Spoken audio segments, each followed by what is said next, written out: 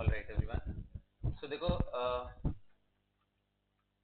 पिछली क्लास में मैंने आप लोगों को कार्बोकेटायन इंटरमीडिएट का रिलेटिव स्टेबिलिटी कैसे देखते हैं, अलग अलग इफेक्ट्स मैंने आपको समझाए थे, राइट? जिसमें रिंग स्ट्रेन एंड उसके अलावा एरोमेटिसिटी, ये सारे फैक्टर्स को ध्यान में रखते हुए आपको क्वेश्चंस डिस्कस किए गए थे। ध्यान है? तो मैं और एक क्वेश्चन देता हूँ, आप यहीं से स्टार्ट करो, राइट इट डाउन।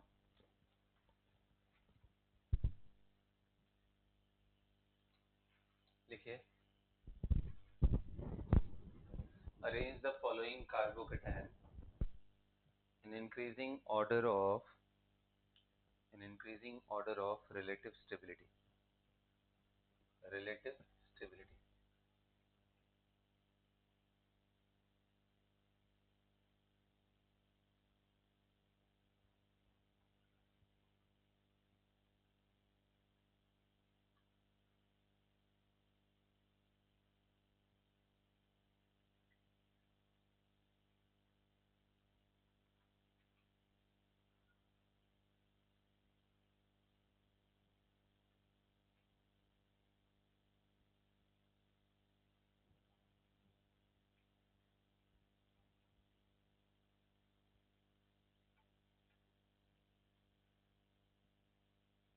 कल इससे रिलेटेड मैंने आपको पढ़ाया भी था कि ऑर्थोमेटा पैरा पे आ जाए तो कैसे सोचना है।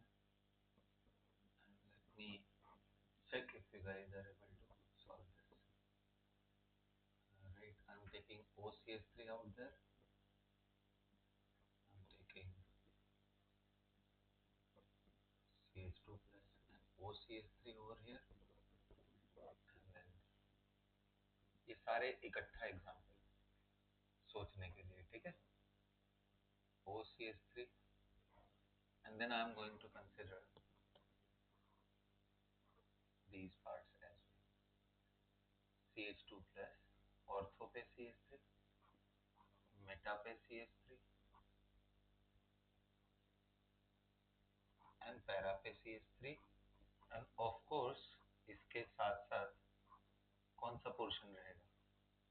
The only benzyl carbonate. Okay, so A, B, C, D, E, F, G, H, I and J. इसको अगर आप कर लिए तो आपका पूरा कंसेप्ट इकट्ठे क्लियर हो जाएगा। तो जस्ट ट्राई वंस।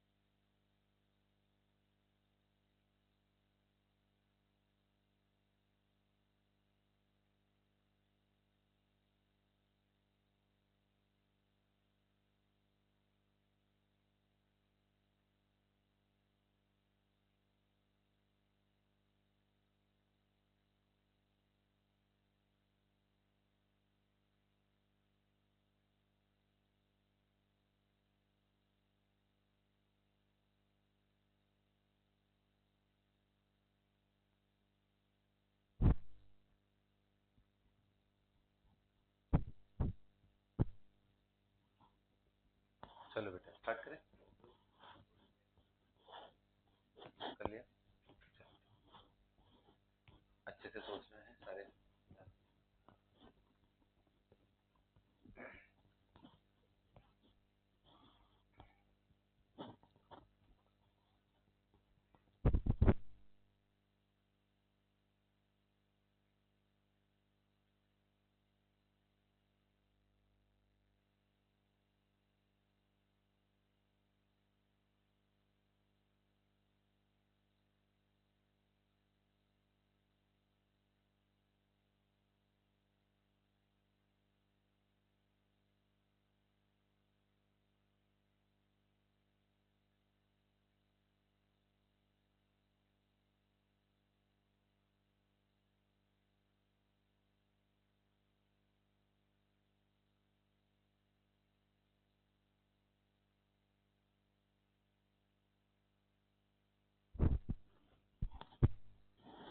चलो देखते हैं, देखा जाए।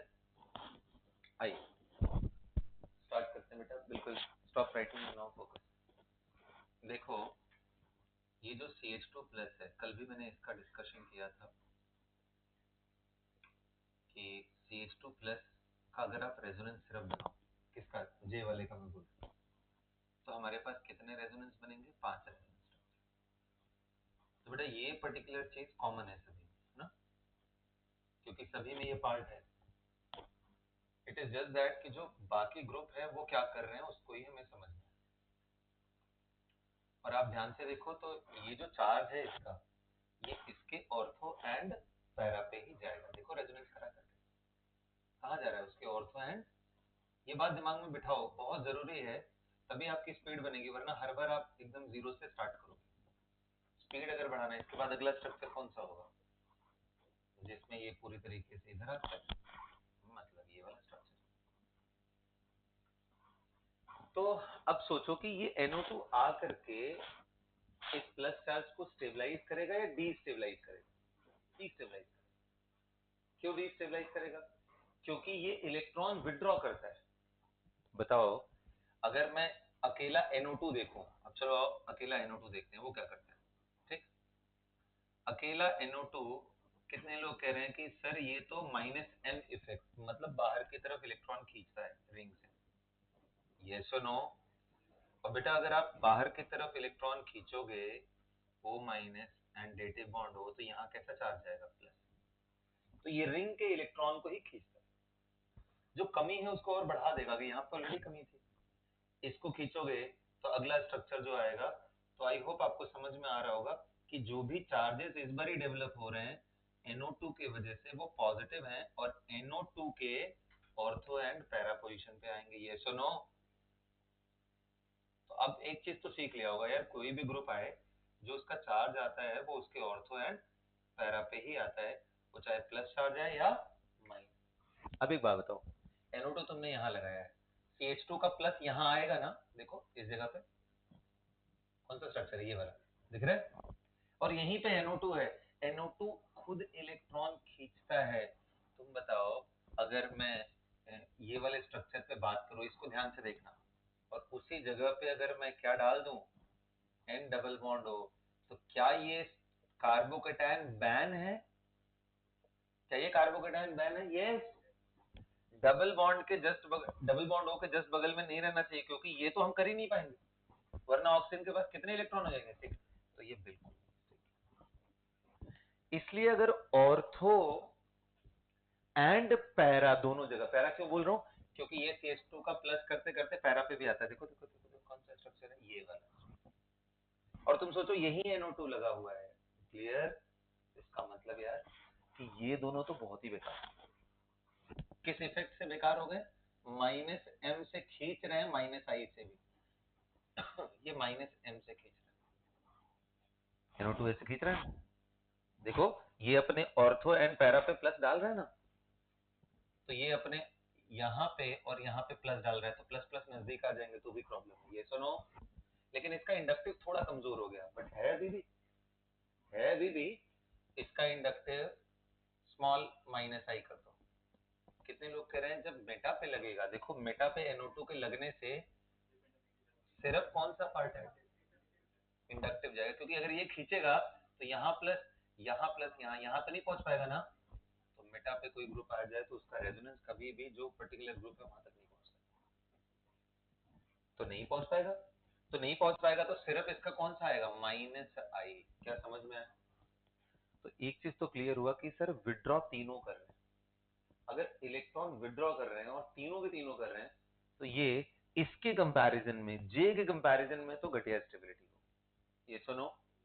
ओके, तो अब सबसे कम स्टेबल की लिस्ट अगर मैं बनाऊं आपके सामने, तो सबसे कम कौन सा होगा जो सबसे ज्यादा खींच रहा है, A, उससे ज्यादा C, उससे ज्यादा, बोलो, B फॉर बॉम्बे, एंड अब रुक जाओ, यहाँ के बाद अब आगे बढ़ते हैं, यहाँ तक क्लियर हो गया।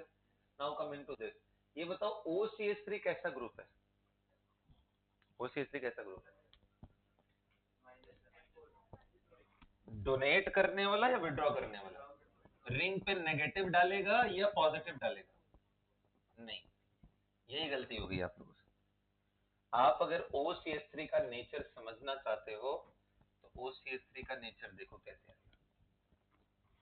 OCH3 कभी भी लगा हो, यहां देखना, हम OCH3 तक पहले देखते हैं चार्ज पहुंच रहा है क्या, इसका प्लस पहुंच रहा है। OCH3 कौन सा वाला, मैं डी स्ट्रक्चर की बात कर रहा हूं। तो कितने लोग कह रहे हैं बिल्कुल पहुंच रहा है। आप देखो ध्यान से सर, यहाँ प्लस आता था, देखो ना ये वाला स्ट्रक्चर कौन सा है ये। और यही कौन लगा है, OCH3। तो कितने लोग कह रहे हैं यार ये तो प्लस M से इसको, और आपको याद हो तो ये क्वालिटी रेजोनेंस का पार्ट है, एंड क्वालिटी रेजोनेंस की वजह से ये तो बहुत अच्छे से स्टेबलाइज करेगा। तो एक तो ये तरीका है कि जहां पे वो ग्रुप है ना, वहां चार्जेस पहले देखो पहुंच रहे हैं कि नहीं, अगर पहुंच रहे हैं तो उसका इंपैक्ट क्या रहा है, एक ये तरीका है। दूसरा तरीका इसको सोचने का ऐसे था कि ये जो OCH3 है ये काम क्या करता है। तो OCH3 आप सबको पता है कि यार इट इज -I से खींचने वाला लेकिन प्लस M से देने वाला ग्रुप है। और दे करके ये कैसा चार्ज डेवलप करता है, बोलना मोटू, minus. Do you guys agree? OCH3 यहाँ प्लस, यहाँ डबल बॉन्ड, सॉरी यहाँ डबल बॉन्ड नहीं, ओनली CH2 प्लस, ओके। और फिर कितने लोग कह रहे हैं ये फिर यहाँ आएगा, एंड फिर ये माइनस इस जगह, मैं सीधा भगा दे रहा हूँ इसको ना यहाँ, और फाइनली माइनस यहाँ। अगर मैं जंप करके स्ट्रक्चर बनाऊं तो ये नेगेटिव यहाँ आ गया, क्या आपको दिखाई दे रहा है?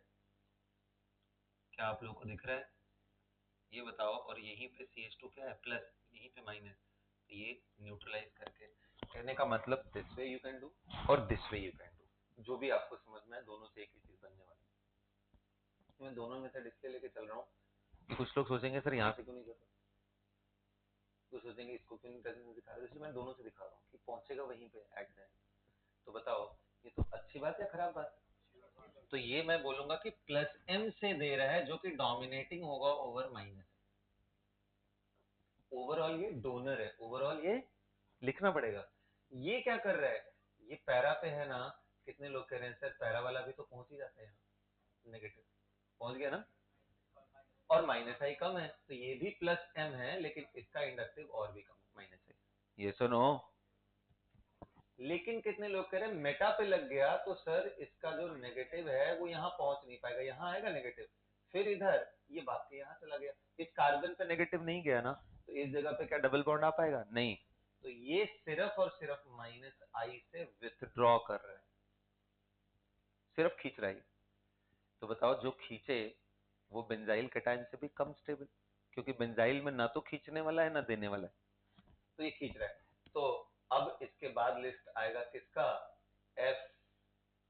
और उसके बाद कितने लोग कह रहे हैं चाहे जो भी हो, ये हो या ये हो, या plus I N hyper, plus I N hyper, plus I N plus I, ये सब के सब देने वाले हैं।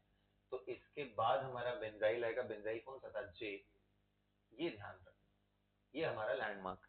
इसके पहले ये सब विथड्रॉइंग थे, इसलिए पीछे चले गए। इसके बाद सब डोनेटिंग है। अब डोनेटिंग ये भी है हमारा, डोनेटिंग ये भी था कौन सा, ऑर्थो एंड पैरा वाला। यहाँ पे डोनेटिंग इफेक्ट आएगा, किस इफेक्ट से आएगा डोनेटिंग इफेक्ट, किस इफेक्ट से आएगा, हाइपर एंड इंडक्टिव। अब करके आप दिखाओ पहले, यहाँ तक आप अच्छे से नोट करके लिखो। एक मतलब ये बहुत बड़ी प्रॉब्लम हो गई बेसिकली, इकट्ठे कई सारे आपको देखने को मिल गया। तो जितने विड्रॉ करने वाले हैं वो सब बेंजाइल से पीछे, जितने डोनेट, ओवरऑल देखना है, एक इफेक्ट से डिसाइड मत करना। क्योंकि -I, कई लोगों को ना सीधा -I दिख रहा था अभी भी, कि -I दे रहा है, क्यों देख रहे हो -I, उससे ज्यादा पावरफुल कौन है, तो पहले प्लस M देखो, उसके बाद -I देखो। और प्लस M अगर है अच्छा तो यार प्लस M तो डोमिनेटिंग इफेक्ट होगा। तो ओवरऑल ऐसे समझ लो कि दे रहा है 100 और खींच रहा है -2, और आपका दिमाग किस पे है, छोटी चीजों पे है ना, इतनी छोटी चीजों पे दिमाग मत लगाओ, बड़ी चीजें देखो।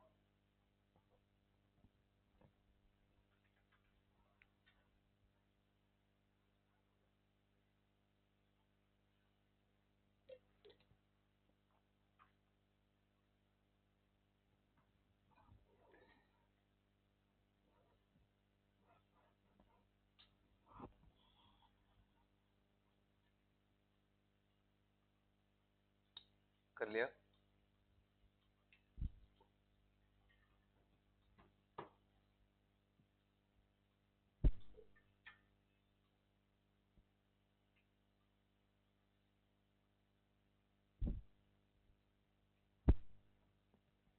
हो गया बेटा? बोलिए।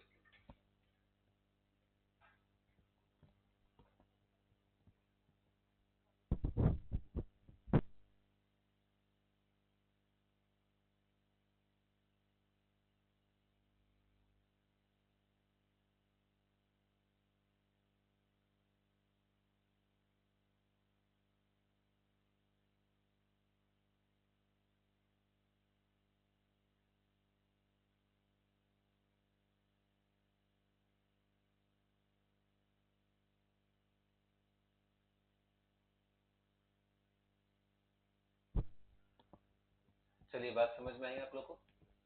मिटा दूं ये? तो मैं अब ना विड्रॉइंग वाले सारे इन सबको हटा देता हूँ, ताकि मेरे पास डोनेटिंग का लिस्ट रहे। और बेंजाइल भी हटा देता हूँ लिस्ट से। सो टेक्निकली अब मुझे ये तीन को एंड इन दोनों को डोनेटिंग वाले में, ऑर्थो एंड पैरा, बस इसको, सॉरी इसको भी नहीं, इसको भी हटा दे रहा हूँ, विड्रॉइंग वाले सारे हटा दिया। इन दोनों में एंड इन तीनों में डिसाइड करना कौन आगे पीछे होगा, यही है ना? बोलो। तो एक बात बताओ, जो CH3 लगता है, CH3 अकेला,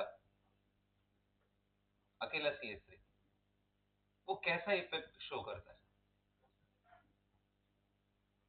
तो देखो, ये CH3 जो भी लगा हुआ है, कितने लोगों को दिखाई दे रहा है कि सर ये अल्कीन का अल्फा हाइड्रोजन है। तो हाइपर कॉन्जुगेशन का कंडीशन बन रहा है, डबल बॉन्ड पाई बॉन्ड के जस्ट बगल वाला अल्फा हाइड्रोजन sp3 हाइब्रिडाइज। तो हाइपर यहाँ पे लगाएंगे हम, हाइपर। तो हाइपर लगाओगे तो ये इलेक्ट्रॉन देगा ना अंदर, क्योंकि रिंग पे कैसा चार्ज आ रहा है। देखो कौन दे रहा है, जिसने रिंग पे कैसा चार्ज क्रिएट किया, नेगेटिव।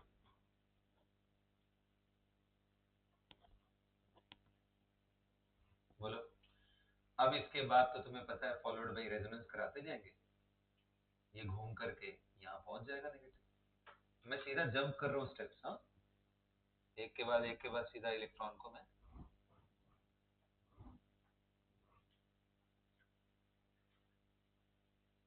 क्या दिखाई दे रहा है बच्चों? अब इसके बाद कितने लोग कह रहे हैं ये इसको मिल जाएगा? कहने का मतलब, इसका जो अपना हाइपर इफेक्ट था यहाँ तक पहुंच गया। तो क्या मैं ऐसा लिखूं कि ये दे रहा है किससे, प्लस H से, जो कि डोमिनेटिंग है, ओवर प्लस I से भी दे रहा है। लेकिन एक बात बताओ, हाइपर से भी दे रहा है, इंडक्टिव से भी दे रहा है, और ये मेसोमेरिक इफेक्ट से दे रहा है, रेजोनेंस से दे रहा है, विच इज डोमिनेटिंग। ये तो नहीं बोला ना सर यहाँ खींच भी तो रहा है। मैंने वही बोला ना, 2 रुपए वाली बात। 100 डोनेट कर रहा है, 2 से खींच रहा है, क्योंकि इंडक्टिव सबसे कमजोर इफेक्ट है। और यहाँ क्या हो रहा है, ये 2 से दे रहा है एंड 4 से और दे रहा है। 2 4 इसलिए बोल रहा हूं कि इंडक्टिव हाइपर में थोड़ा ही गैप होता है, hyper is slightly better than inductive.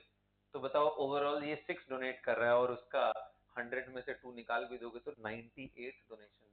कहने का मतलब that is still a very powerful donor. तो इन सभी डोनेशन इफेक्ट में सबसे पावरफुल, तो सबसे ज्यादा स्टेबल कौन होंगे, ये एंड पैरा। इन दोनों में भी ज्यादा स्टेबल कौन है, पैरा वाला, क्योंकि पैरा में खींचने का इफेक्ट भी बहुत दूर। क्यों दूर हो गया? इंडक्टिव डिस्टेंस डिपेंडेंट होता है। यहाँ के बाद इस पे जो चार्ज क्रिएट करेगा कम, अगले वाले पे और कम, अगले वाले पे और कम, एकदम आखिरी तक जाते जाते। ये बात आपको अपने दिमाग में फिट करनी है। रेजोनेंस डिस्टेंस डिपेंडेंट नहीं है, हाइपर भी नहीं है। कौन डिपेंडेंट है? इंडक्टिव। पढ़ा था ना हम लोगों ने, वो बात दिमाग में लेके आना। तो इसलिए सबसे बढ़िया स्टेबल में अगर मैं बात करूं, सबसे बेस्ट, सबसे बेस्ट कौन सा? पैरा। पैरा बोले तो ई, उसके बाद डी। अब बताओ, ये 3 बचे ना, इन तीनों को इसी जगह पे फिट करना है। ये काफी बड़ा गैप होगा, ठीक है। अब इन तीनों में ये हाइपर से दे रहा है, कितने लोग कह रहे हैं वैसे ये भी हाइपर से देगा सर, बट इसका जो आई होगा वो प्लस स्मॉल आई, ठीक है। मतलब इंडक्टिव से कम, ओवरऑल ये बेटर डोनर है, बोलो। तो ये आगे आएगा फिर, यानी जी, फिर आई। और कितने लोग कह रहे हैं ये सिर्फ प्लस आई से दे रहे हैं, क्यों प्लस आई? हाइपर है लेकिन वो यहाँ पहुंच बना के देखो। अरे देखो ना यार, यहाँ से चार्ज कहाँ कहाँ आया है, देखो इसका, इसके ऑर्थो और इसी के पैरा पे चार्ज आया है। कहाँ गया पैरा वाला? पैरा, अच्छा मैंने गायब कर दिया। यहाँ करोगे तो यहाँ माइनस, तो ऑर्थो पैरा पे नेगेटिव, इसका ऑर्थो ये रहा, इसका पैरा ये रहा। बताओ नेगेटिव यहाँ पहुंचा, जब नहीं पहुंचेगा तो ये इसको प्लस को स्टेबलाइज नहीं कर पाएगा, इसलिए सिर्फ यहाँ इंडक्टिव दिखाएंगे। ये बहुत बार बच्चे गलती करते हैं, उनको लगता है यार हाइपर तो है, रेजोनेंस तो सर क्यों लिख नहीं रहे। इसलिए नहीं लिख रहा हूँ कि मेटा पोजीशन पे जो कोई भी एक्टिविटीज होगी उसका असर करस्पॉन्डिंग ग्रुप पे नहीं पहुंचने वाला है, इसलिए उसके रेजोनेंस को हम इग्नोर करते हैं, उसके सिर्फ किसको ध्यान देते हैं, इंडक्टिव। तो सबसे कमजोर डोनर कौन है, इंडक्टिव वाला, तो इसलिए मैं आई को सबसे लास्ट में करूँ। यही था ना आई? नहीं नहीं नहीं, आई के बाद कौन सा था, ये एच। ये है ओवरऑल ऑर्डर। तो सबसे घटिया ए, सी, बी, एफ, उसके बाद जे हमारा न्यूट्रल पोजीशन है मतलब बेंजाइल, उसके बाद एच, आई, जी, डी, ई। अब हाथ उठाओ क्योंकि काफी बड़ा था, एक प्रॉब्लम में ही बहुत कुछ सिखाने लायक। कितने, किसी ने सही किया था इसको? नहीं कहीं पे भी गलत, नहीं कहीं पे भी गलत है तो गलत, क्योंकि इसमें आपका फोकस सही है, तो बड़ा प्रॉब्लम था, इसको तो तोड़ तोड़ के छोटे छोटे प्रॉब्लम में बनाया जा सकता है। आ गया बात समझ में? सभी को क्लियर हो गया? चलो एक और प्रॉब्लम करते हैं स्टेबिलिटी का, इसको मिटा दो पूरा, ये अच्छे से एक्सप्लेन करना है, ठीक है? इसके अंदर बहुत कुछ मैंने समझा दिया।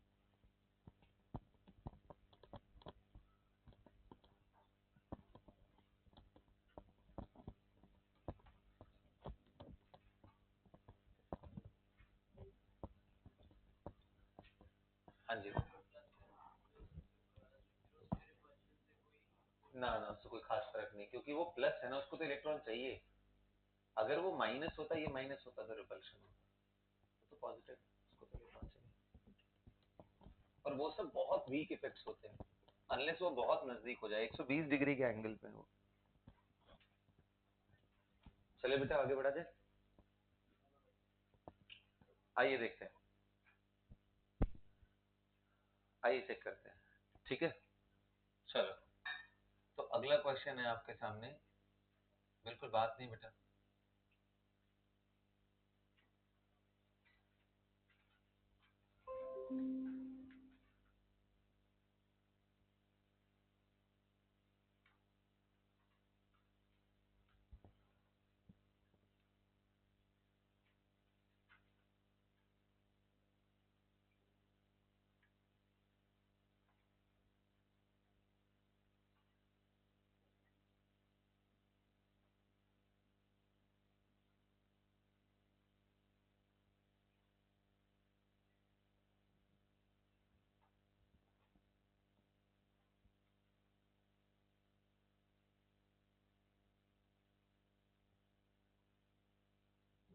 चलो, ए, बी, सी एंड डी।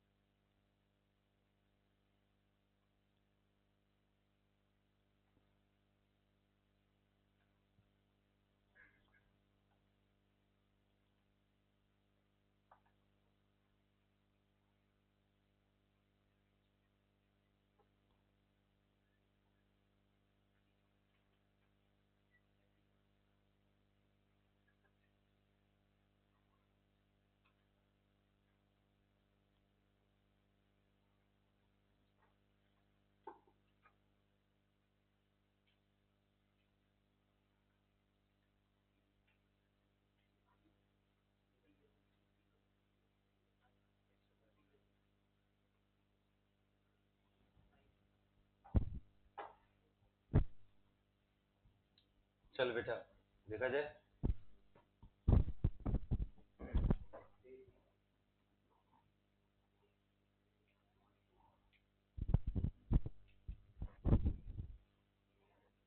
आइए चलिए देखते हैं।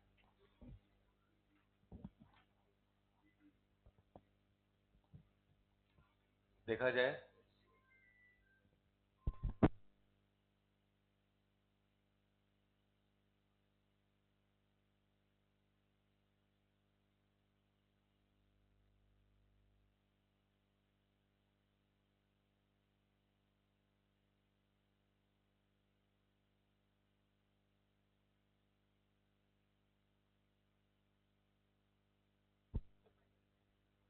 आओ चलो देखते हैं। एक और ऐड कर दो। नहीं बहुत ज्यादा हो जाएगा। It is enough. करें? बोलिए करें। आओ मेरी बात ध्यान से सुनो। अच्छा एक बात बताओ, इनमें सबसे खराब स्टेबिलिटी किसकी होगी? ए फॉर एप्पल दिख रहा है? क्यों? हाँ कई सारी चीजें हैं। एक तो इसका हाइब्रिडाइजेशन मैंने एसपी करने की कोशिश करी है, होगा नहीं, कोशिश करी है, क्योंकि ये लीनियर नहीं हो पाएगा। अरे बोलना। तो कितने लोग कह रहे हैं 180 डिग्री, और जबकि एंगल कितना है? Angular strain increases and positive charge on sp hybridized carbon, उसका इलेक्ट्रोनेगेटिविटी क्या होता है? High, is highly unstable. Yes or no? बोलो। तो जैसे जैसे विनाइल अनस्टेबल होता है, ठीक उसी तरीके से ये, जैसे हम बोलते हैं ना विनाइल कार्बोकेटाइन नहीं बना सकते, ठीक वैसे ही फिनाइल कार्बोकेटाइन नहीं बना सकते। Is that clear? अच्छा तो ये सबसे खराब था, सबसे खराब था ए, बनेगा ही नहीं। वो आपको लिस्ट बनाई थी ना, उसमें इसको ऐड करना था। ठीक है, ये कर लिया था। ठीक है, तो ए से ज्यादा स्टेबल। अब इन तीनों की बात करते हैं। कितने लोग कह रहे हैं यहाँ सिर्फ रेजोनेंस है? Yes or no? 5 resonance. Do you guys agree? How about extra pi bond? Very nice, extra pi bond is the right answer. Extra pi bond is right, मतलब high quality resonance. And how about this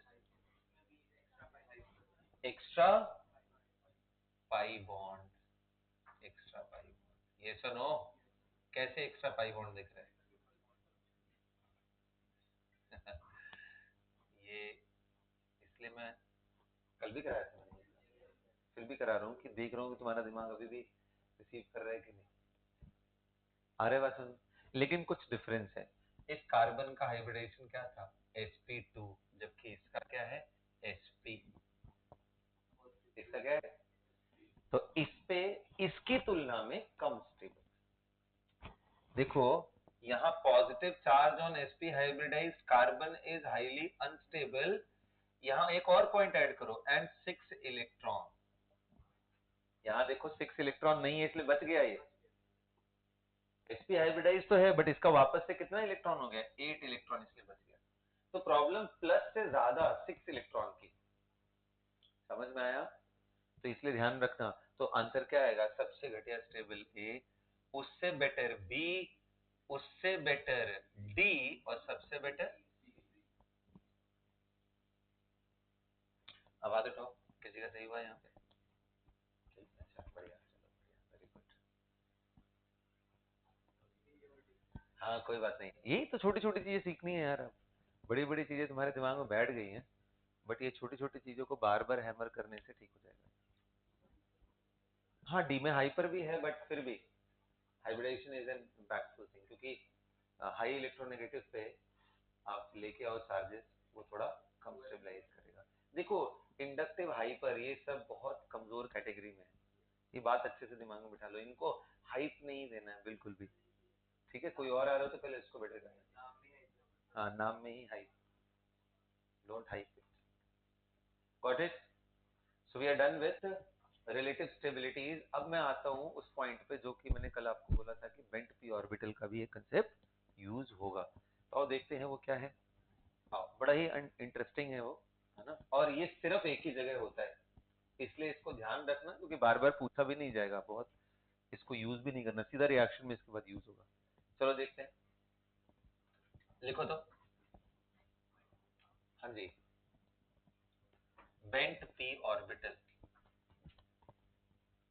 या dancing resonance in carbocation. Okay, कहां पे है वो मैं आपको समझा रहा हूं।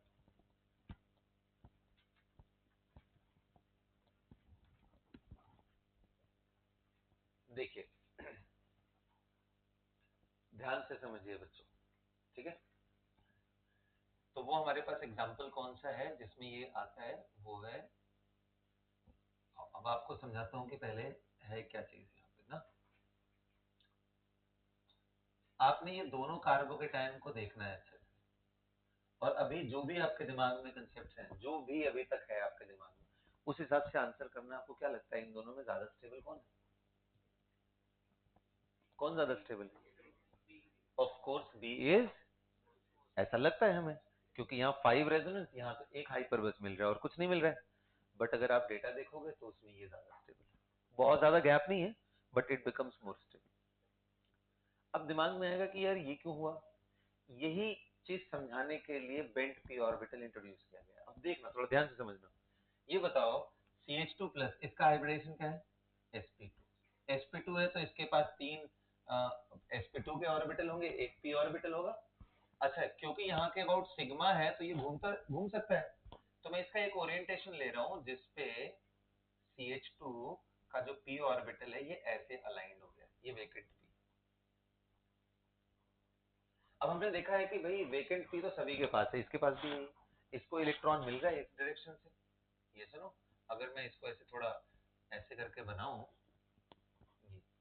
यहाँ पे इनको इन पाई से हेल्प मिल रहा है, ये सुनो। और एक बात ध्यान रखना, ये एरोमेटिक है, अपने आप में घूम रहा है, तो ये उसको ऐसा नहीं कि बहुत ज्यादा पाई सप्लाई करता है, क्योंकि ये गरीब हो गया है, 6 इलेक्ट्रॉन है, इसलिए सप्लाई करता है, वरना ये कोई अच्छा डोनर नहीं है। बेंजीन अच्छा डोनर है क्या? नहीं, क्योंकि वो खुद में अपना बिजी है, एरोमेटिसिटी, बाहर इलेक्ट्रॉन निकालते ही उसके उसमें प्रॉब्लम आने लग जाएगी। तो बना तो देते हैं, बट ये बहुत अच्छे रेजोनेंस का एग्जाम्पल नहीं है। आ रहा है बात समझ में ना? रिलेटिवली ओके ओके टाइप कह सकते हो। अच्छा, लेकिन यहां देखते हैं थोड़ा। आपको याद है कि 3 मेंबर्ड रिंग में एंगुलर स्ट्रेन होता है बहुत ज्यादा, क्योंकि हाइब्रिडेशन क्या है? sp3। बोलो, इस कार्बन का हाइब्रिडेशन क्या है? Each carbon having hybridisation sp3 में एंगल होना कितना चाहिए? 109 डिग्री है। तो इस वजह से होता क्या है, ये 60 डिग्री पे ओवरलैप नहीं करते हैं इनके ऑर्बिटल, बल्कि ऐसा बाहर जाके ओवरलैप करते हैं। Do you guys remember this? मैंने आपको मॉडल से भी दिखाया था एंगुलर स्ट्रेन को, याद आ रहा है? ये यहाँ ओवरलैप करते हैं। तो ये कुछ उन सिलेक्टेड सिग्मा बॉन्ड्स में से एक है जो इंटरन्यूक्लियर एक्सिस के अलोंग बिल्कुल उस तरह से नहीं बनते, बल्कि उससे थोड़ा साइडवेज जाके बनते है ना। तो नेचुरल सी बात है, ये कमजोर भी होंगे, टूट भी जल्दी जाएंगे। बोलो, इसका फायदा उठाता है ये कार्बोकेटाइन, इनके कमजोरी का यही फायदा उठाता है। देखो, इस जगह से भी इसको इलेक्ट्रॉन मिल गया अट्रैक्ट करने के लिए, इस जगह से मिल गया ना। बोलो, अब इसी के रिप्रेजेंटेशन को जो मैं दिखाऊंगा वही डांसिंग रेजोनेंस है। और p ऑर्बिटल थोड़ा इसकी तरफ अट्रैक्ट भी होता है, क्योंकि यहाँ प्लस चार्ज आ गया, इसलिए बेंडिंग ऑफ p ऑर्बिटल का नाम है। ठीक है, अब मैं इसको दिखाता हूँ कि कैसे दिखाते हैं। हाउ डू वी, तो जैसे हमने हाइपर में आपको सिखाया था कि जो अट्रैक्शन होता है उसको एक्सट्रीम कर लो पूरा, मतलब पूरा ही तोड़ दो। पूरा तोड़ोगे तो बताओ, ये इलेक्ट्रॉन दोनों ऊपर चले जाएंगे, यानी इनके बीच में पाई बॉन्ड बनेगा, इस कार्बन के बीच में, तो लॉस किसका हुआ? नीचे वाले का। तो अगला जो स्ट्रक्चर बनेगा वो ऐसा बनेगा, CH2 डबल बॉन्ड CH, यहाँ कॉर्नर पे CH2, और ये जो CH2 इसमें प्लस आ गया। कितने लोग करें? इसी तरीके से अगर मैं दूसरी साइड से करूं ऐसे, यानी ये वाला इलेक्ट्रॉन इनके बीच में मैं बॉन्ड बनाऊं, ये छूट जाएगा, ये कार्बन पे प्लस, तो यानी इस बार ऐसा CH2 प्लस, यहाँ आप चाहो तो कार्बन दिखा दो, यहाँ CH और यहाँ CH2। अब देखो, ये कभी कभी ऐसे हो रहा है, कभी इस तरह से हो जा रहा है। ये जो कंटिन्यूअस प्रोसेस है, इसी को क्या बोलते हैं? Dancing resonance. Okay, this is dancing resonance, this is bent P. And because of this it is stable. अब कहोगे सर ये 4 मेंबर्ड में भी होगा क्या? आंसर है बिल्कुल नहीं। क्यों नहीं होगा? स्ट्रेन तो है, बट 4 मेंबर्ड में ये एंगल 90 डिग्री हो गया। अब सिर्फ 17-18 डिग्री का स्ट्रेन है, वो उतना मैनेजेबल है। क्यों एरोमेटिसिटी में देखा नहीं है? 15-16 डिग्री का स्ट्रेन तो आराम से बेयर करके मॉलिक्यूलर एरोमेटिक होने के लिए करता है। तो इसलिए यहाँ पे नहीं मिलेगा, इसलिए आप सुकून में रहो, ये सब जगहों से नहीं मिलने वाला। सिर्फ बेंट पी ऑर्बिटल एक ही जगह पे है, कहाँ पे? साइक्लोप्रोपाइल मिथाइल कार्बोकेटायन, क्योंकि वहां पे ये बॉन्ड कमजोर और काफी पैरेलल हो जाते हैं, इसलिए एक्सेस मिल जाता है। इसलिए मैंने बोला था बहुत ज्यादा यूज नहीं है इसका, सिर्फ एक जगह है, और उसको अच्छे से नोट करके लिख लोगे तो आ जाएगा। नोट करके लिखो साइक्लो, ऐसे इसका नाम क्या है? Cyclopropyl methyl carbocation. लिखो cyclopropyl methyl carbocation is more stable than benzyl is more stable than benzyl carbocation. Cyclopropyl methyl carbocation is more stable than benzyl carbocation.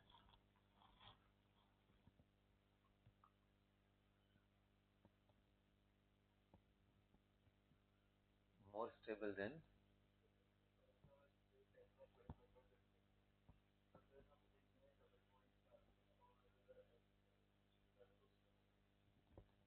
उसमें पकड़िंग हो जाती है ना। हायर रिंग में क्या होता है, मॉलिक्यूल अपने आप को टेढ़ा मेढ़ा कर लेते हैं ताकि एंगुलर स्ट्रेन कम हो जाए। ये प्रॉब्लम तभी आएगी जब एंगुलर स्ट्रेन इतनी ज्यादा हो जाए कि वो बॉन्ड जो इंटरन्यूक्लियर एक्सिस में बन रहा है वो ना बने, तब ये कमजोर होगा ना, वरना तो वो स्ट्रांग ही रहेगा। तो सिर्फ एक्सक्लूसिव है, is more stable than benzyl carbocation due to dancing resonance और bent P orbital, due to dancing resonance और bent P orbital. Please make a note, अच्छे से दिखा लो।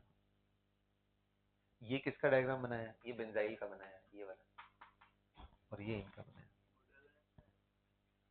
हाँ, इससे बेटर में आएगा, बेस्ट में आएगा नहीं, ये डिबेटेबल है, ठीक है, क्योंकि एट द एंड तो अट्रैक्ट ही कर रहा है, क्योंकि ये भी समझना बड़ा टफ है यार, ये कैसे एक हाइपर कैसे डोमिनेट कर गया, है ना, अजीब सा लगता है, तो इसलिए मैं समझा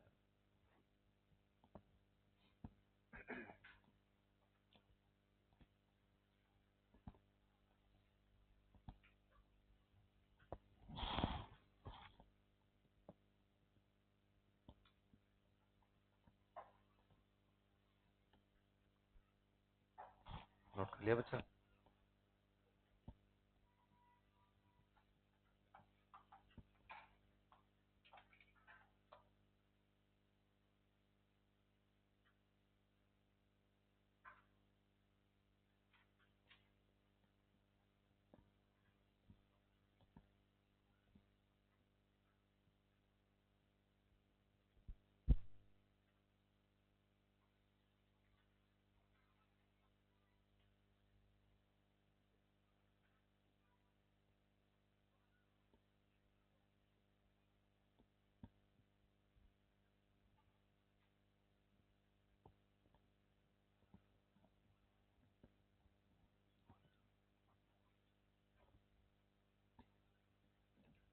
चलें बच्चों, डिस्कस किया जाए।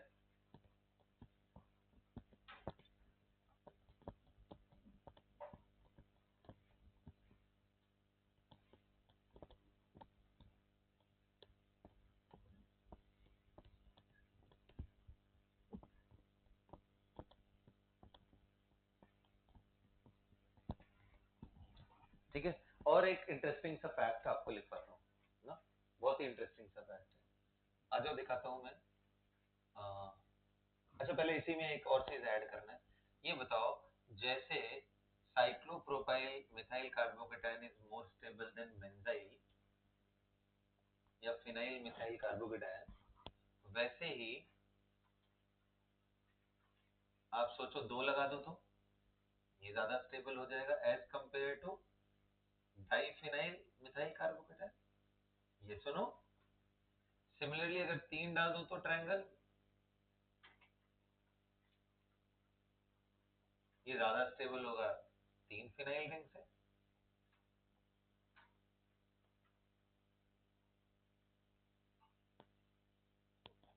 बोलो। अरे जैसे एक ज्यादा हुआ वैसे 3 3, क्योंकि सब तरफ से मिलने लगेगा, इधर से भी, इसलिए ये बनता जाएगा। ठीक है, ये भी पॉइंट आप नोट कर लेना कि 3 वाला 3 से बेटर, 2 वाला 2 से बेटर, 1 वाला 1 से बेटर।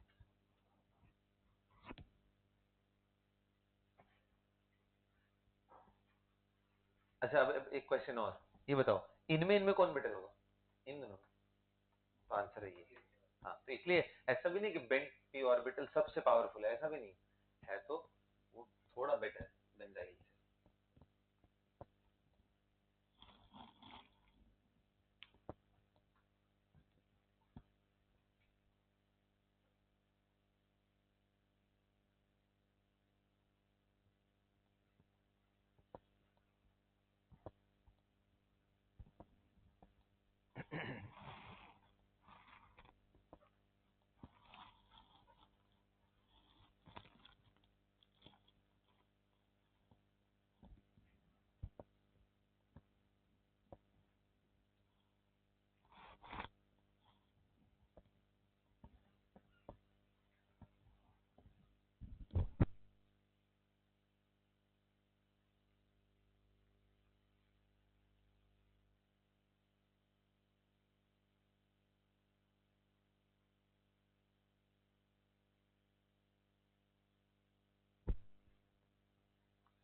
बोलो बेटा, यहाँ तक सही है सभी का?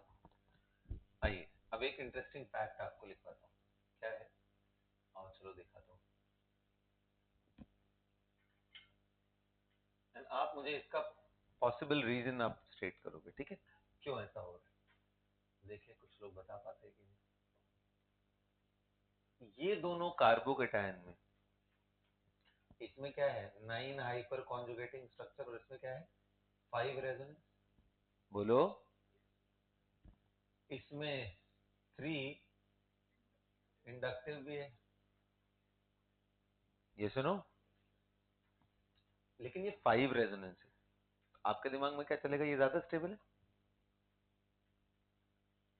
तो ये सर कुछ भी किए जा रहे हो आप। एक तरफ बोलते हो कि रेजोनेंस डोमिनेट कराओ, कभी हाइपर कोई करा दे रहे हो।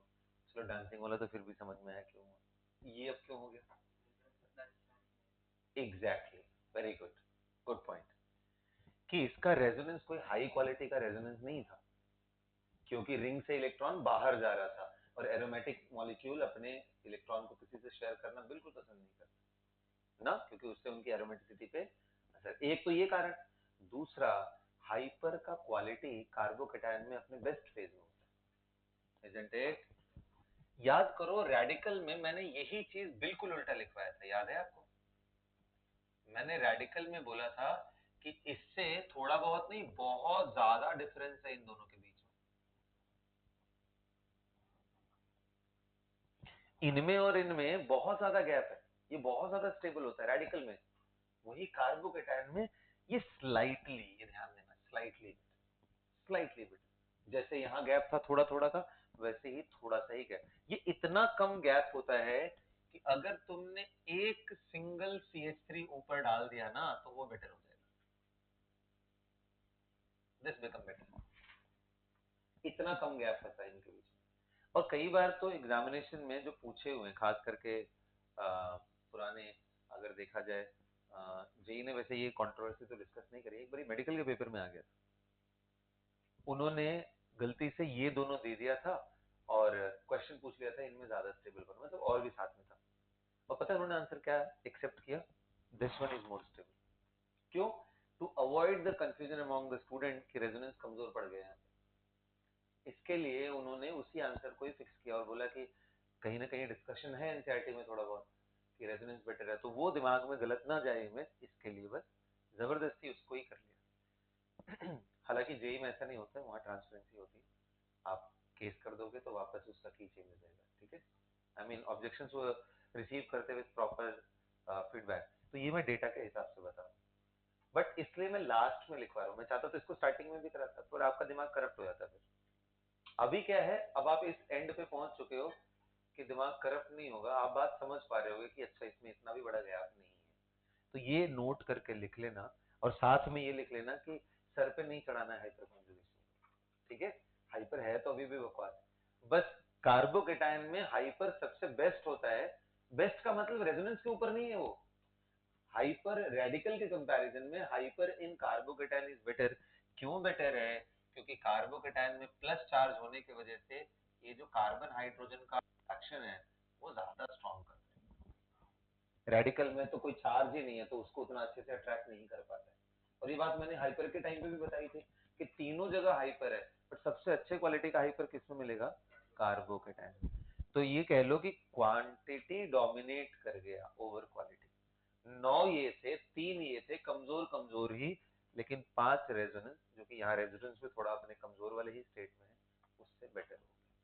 लेकिन अगले ही पल अगर तुम एक भी सपोर्ट दे रहे हो यहाँ पे हाइपर का तो बेटर हो जाएगा। जैसे यहाँ CS3 आती है वो बेटर करता है। तो ये as a matter of fact आप लिख लेना, एंड ये ध्यान रखना। ये मैं दोनों इसलिए जगह एक ही जगह लिखवा दे रहा हूँ, जब भी रिवाइज करो इस बात को ध्यान में रखना। ये जो अनएक्सपेक्टेड सा रिजल्ट आया है ये सिर्फ कार्बोकेटायन में ही है और कहीं नहीं, रेडिकल और कहीं पे मतलब है, इसलिए मैंने साथ के साथ लिखवा दिया। हो गया बच्चों?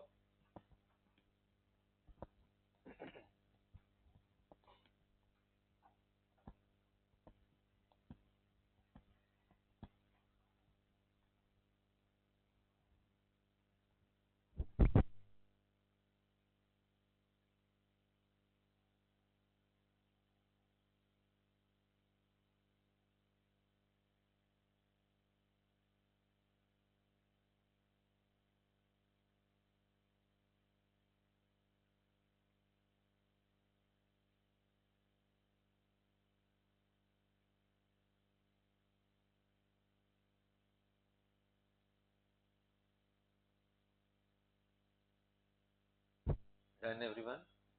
So with this we are done with the relative stability of carbocation का जितना भी केस था वो। और कल मैंने आपको इनिशिएट करा दिया था हाउ टू प्रिपेयर कार्बोकेटायन। उसमें मैंने एक मेथड आपको बताया था सॉल्वोलाइसिस, याद है? दूसरा मेथड भी बताया था लुईस एसिड का अटैक ऑन अल्काइल हैलाइड। तीसरा भी बताया था लुईस एसिड का अटैक ऑन असाइल हैलाइड, याद है ना? उसके बाद भी बताया था, आज उसके बाद वाला है, देखो।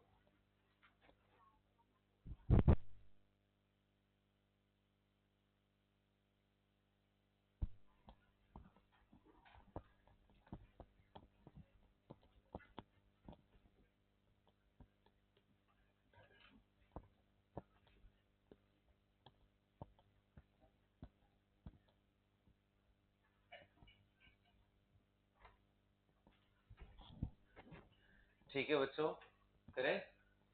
देखो, अब जो अगला हम लोग मेथड सीखने वाले हैं उसके अंदर सिल्वर नाइट्रेट का अटैक ऑन अल्काइल हैलाइड लिखो। The attack of silver nitrate, the attack of silver nitrate, bracket में लिख लेना aq solution of silver nitrate on alkyl halide, on alkyl halide. अब इसको हम समझते हैं थोड़ा, ठीक है? कि अगर आपके पास RCl, RBr एंड RI हो, और यहां मैंने क्या ले लिया? AgNO3। कुछ खास बात AgNO3 की बेटा, कि सिल्वर का एकमात्र कंपाउंड ऐसा है जो पानी में घुलता है। इसका मतलब सिल्वर बाकी किसी भी नेगेटिव आयन के साथ क्या बनाता है? प्रेसिपिटेट। तो यहाँ होता यही है, देख, ये जो RnCl के बीच में थोड़ी दरार आ गई है ना इलेक्ट्रोनेगेटिविटी के गैप की वजह से, इसका पूरा फायदा कौन उठाता है? Silver ion. वो इसको अट्रैक्ट करता है, फाइनली इससे तोड़ के ले जाता है। लेके क्या करेगा? ये बन जाएगा R+ और ये क्या बन जाएगा? AgCl का प्रेसिपिटेट। कौन सा प्रेसिपिटेट आएगा? ये बनेंगे कार्बोकेटायन। AgCl अगर RCl लिया है तो AgCl, white precipitate, white PPT। अगर ब्रोमाइड है तो AgBr का light yellow, pale yellow PPT, and AgI yellow PPT. तो ये कौन सा रिएक्शन है? ये प्रेसिपिटेट ड्रिवन रिएक्शन। पीपीटी बन रहा है, इस वजह से ये आगे जा रहा है, कार्बोकेटायन बन रहा है। तो ये सॉल्वोलाइसिस नहीं है, ये प्रेसिपिटेट ड्रिवन रिएक्शन है। अब कहोगे सर एक बात बताओ, और कोई भी ऐसा काम कर सकता है क्या? तो हाँ जी, कर सकते हैं। ऐसा कोई भी जो क्लोराइड के साथ प्रेसिपिटेट बना ले। और भी लिस्ट में है नाम, बिल्कुल है। उनमें नाम आता है PbNO3 का, लेड नाइट्रेट, ये भी कर सकता है ये काम। इसमें नाम आता है Hg2NO3 का होल ट्वाइस एक्वस। ये तीन ऐसे कंपाउंड हैं जिनके chloride, bromides and iodide precipitate होते हैं, पीपीटी बन जाते हैं। इसलिए इन तीनों में कोई भी यूज किया जा सकता है। अब भाई मैंने सिल्वर इसलिए बताया कि ये बहुत ज्यादा पॉपुलर है, बाकी नाम आप ये दोनों भी ऐड कर सकते हो, लेकिन पहले बस इतना ही कहानी लिख लो। लास्ट में नीचे लिख लेना कि even this and this will have the same function. ये PbCl2, PbBr2, PbI2 बनाएंगे, और वो Hg2Cl2, Hg2Br2 एंड Hg2I2 बनाएगा। ये बात ध्यान रखना, नोट करो इस चीज को। और ये बात लिखना कि it is a precipitate driven reaction। Note करके लिखो यहाँ।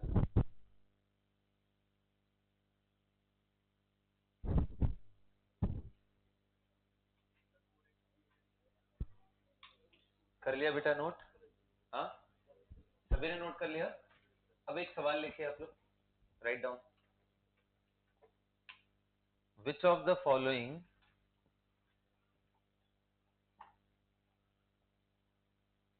will not give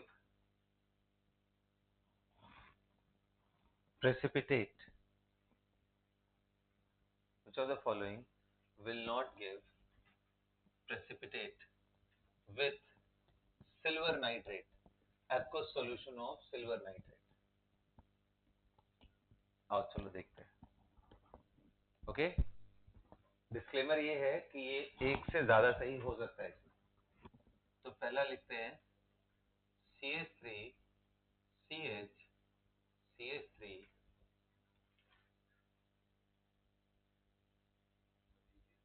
CH3 and CH। B है CH3 Br। C है CH2 double bond CH I। D है CH2 Cl, C double bond O and CH3।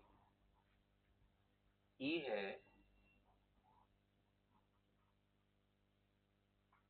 यहाँ Br। F है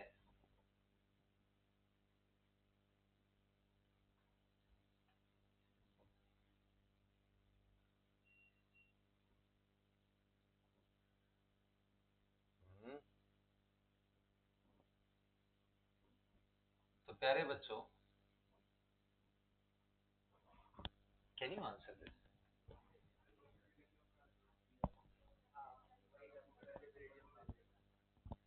बनाइए, देखें, लगाइए। आपने, मैंने पढ़ा दिया है आपको कार्बोकेटायन पूरा।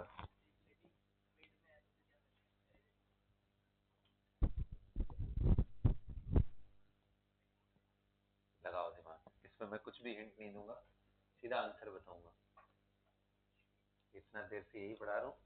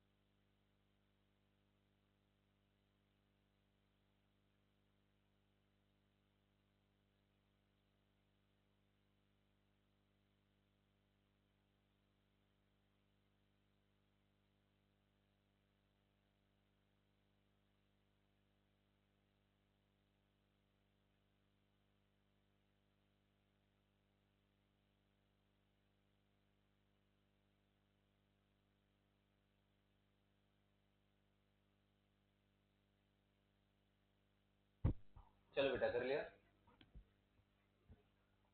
आइए देखा जाए, मुझे बताओ A B C D E F G H में कौन कौन प्रेसिपिटेट नहीं देंगे? तो कितने लोग कह रहे सर इसी का तो आपने लिस्ट बनवाया था कि कौन से कार्बोकेटायन नहीं बनेंगे, जो बनेंगे ही नहीं उनसे Cl minus Br minus I minus निकलेगा ही नहीं, उसको पलटने का जरूरत नहीं है। बंद करो और मैं तुम्हें याद दिलाता हूँ। सबसे पहले मैंने बोला था मिथाइल कार्बोकेटायन नहीं बनेगा, फिर बोला था 1 डिग्री कार्बोकेटायन नहीं बनेगा अगर कोई और स्टेबलाइजिंग फैक्टर नहीं है। मत चेक करो यार, इधर ध्यान से देखो। उसके बाद मैंने बोला था बगल में प्लस हो जाए और डबल बॉन्ड O आ जाए, इसको भी कभी मत बनाना। ध्यान रखना जैसे ये है वैसे ही NO2 ये सब भी नहीं बनने वाले हैं, CH2 प्लस Cn भी नहीं बनने वाला है। Do not form, do not form. इतने खराब स्टेबिलिटी है कि ये बनता ही नहीं। फिर मैंने बताया था विनाइल कार्बोकेटायन मत बनाना, और आज भी डिस्कस किया था, आज ही डिस्कस किया था फिनाइल कार्बोकेटायन भी मत बनाना। और एक मैं देना चाहिए था मुझे, आप चाहो तो लिस्ट में ऐड कर लो, H के बाद INJ, I में ये कार्बोकेटायन याद आ रहा है, Cl, एंड फिर इसी को जोड़ देना है। करवाया था ना? नहीं वो तो मैं यहाँ पे बस लिख रहा हूँ कि कौन देगा। तो आंसर है कौन कौन नहीं बनाएगा। देखो this will give, this will give, this will not, this will not. Answer है बी सी डी ई। ये एंटी एरोमेटिक, ये भी नहीं बनाएगा, एंटी एरोमेटिक बिल्कुल नहीं बनता है। ई, उसके बाद जी भी नहीं बनेगा बिल्कुल, एंड जे भी नहीं बनेगा। समझ में आ रहा है? अच्छा ये क्यों बन जाएगा, अरे सॉरी ये क्यों बन जाएगा? क्योंकि यहाँ प्लस बनाओगे। बिल्कुल बिल्कुल बिल्कुल सही जा रहे हो कि सर ये तो हाई क्वालिटी रेजोनेंस है। ऑक्टेट कंप्लीट कर, कितने लोग का सही हुआ हाथ उठाओ। क्या बात है, बहुत बढ़िया। फिर अब आप सीख चुके हो सारा कार्बोकेटायन का कैसे बनता है, रिलेटिव स्टेबिलिटी, एक क्वेश्चन का आंसर करने का। अच्छा इसका दूसरा एक क्वेश्चन ऐसे पूछा जा सकता है कि increasing order of ease of formation of precipitate, तो उसमें जो ज्यादा स्टेबल कैटायन वो जल्दी बनाएगा। अरे बोलो ना। तो घुमा फिरा के क्वेश्चन एक ही है, पूछने के तरीके अलग अलग। चलिए अब ये मेथड खत्म हो गया। इसके बाद हमारे पास 3 और इम्पोर्टेंट मेथड्स हैं जिनसे हम कार्बोकेटायन बनाते हैं। ये चौथा था ना, फोर्थ था ना ये, लिखो नेक्स्ट फिफ्थ मेथड।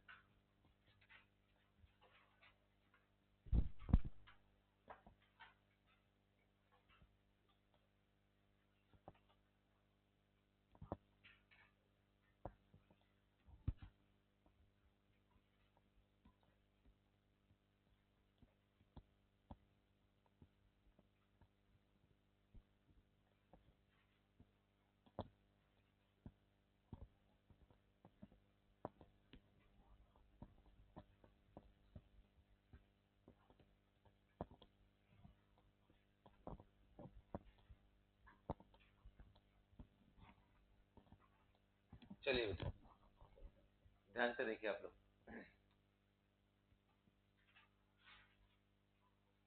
लिखो the attack of electrophile on alkene and alkyne, the attack of electrophile on alkene and alkyne, the attack of electrophile on alkene and alkyne। तो अब बताओ अगर मैं यहाँ पे E प्लस डाल दूं, अब भाई E प्लस तो बहुत सारे, आपने इलेक्ट्रोफाइल पढ़ा है क्या होता है, न्यूक्लियोफाइल भी पढ़ा है क्या होता है, तो कोई भी मैं इलेक्ट्रोफाइल लेके आ जाऊं, मैं तो जनरल सिंबल दे दिया है बस E प्लस। तो बताओ आपने इलेक्ट्रोमेरिक इफेक्ट पढ़ा था, याद है? तो देखो उसमें समझा देता हूँ, फिर से समझाता हूँ, कोई बात नहीं। यहाँ देखो ये जो सिग्मा है और दूसरा पाई इलेक्ट्रॉन है, पाई इलेक्ट्रॉन इस प्लेन के ऊपर है नीचे, और इलेक्ट्रॉन डेंसिटी इधर होने की वजह से कितने लोग कह रहे हैं ये वल्नरेबल है फॉर इलेक्ट्रोफिलिक अटैक, क्योंकि E प्लस को इलेक्ट्रॉन चाहिए, ये आराम से पोलराइज किया जा सकता है, तो ये इसको अपनी तरफ अट्रैक्ट करता है, और जब अपनी तरफ अट्रैक्ट करेगा तो मोस्ट प्रोबेबल चांस है कि बीच का एक ऐसा इंटरमीडिएट आए और वो है या दोनों का पार्ट बन जाए। लेकिन यार एट द एंड रहेगा तो किसी एक के साथ ही ना, बोलो। तो डिपेंड करता है ई कितना स्ट्रांग है। जैसे कई लोग तो बीच में ही ट्रैप हो जाते हैं, कुछ इलेक्ट्रोफाइल ऐसे हैं जो किसी एक के साथ ही जुड़ेंगे, तोड़ देते हैं ये। और अगर आप इसको ब्रेक डाउन करोगे तो किसी एक के साथ जोड़ोगे, तो बताओ अगर मैं इसको तोड़ता हूं तो इस पे प्लस, इसको तोड़ता हूं तो इस पे प्लस आएगा। अरे बोलो ना। तो मैं किस साइड तोड़ना पसंद करेंगे आप लोग, राइट वाला या लेफ्ट वाला? राइट या लेफ्ट? क्यों? ऐसा क्यों? बिल्कुल सही जवाब है कि राइट में ही करना है, लेकिन क्यों लेफ्ट में क्यों नहीं? क्योंकि जो प्लस राइट वाला बनेगा वो स्टेबल होगा। अगर लेफ्ट में मैंने प्लस बना दिया तो वो स्टेबल, देखना, इसके पास सिर्फ 1 हाइपर और इसके पास 2 and 3 5 hyper conjugating structure, and plus I भी दिख रहा है। यहाँ प्लस आई तो इसके पास भी है, but only 1 hyper conjugating structure, इसलिए ये लेस स्टेबल, और ये क्या है, मोर स्टेबल। तो इसलिए इसको बनाएंगे, इसीलिए इसको बनाएंगे। तो ये तो मैंने कहानी लिखवा दी पूरी। ऊपर बस एक लाइन में आपको लिखना है कि ई किनारे जुड़ेगा प्लस बीच में आएगा पॉजिटिव को। This is how it is form. अब अलग अलग इलेक्ट्रोफाइल लेंगे तो कुछ इलेक्ट्रोफाइल ऐसे भी हैं जो इस बीच के स्टेप को स्किप कर देते हैं, इतने स्ट्रांग होते हैं कि वो सीधा ही तोड़ देते हैं। उनमें सबसे फेमस नाम है H प्लस का।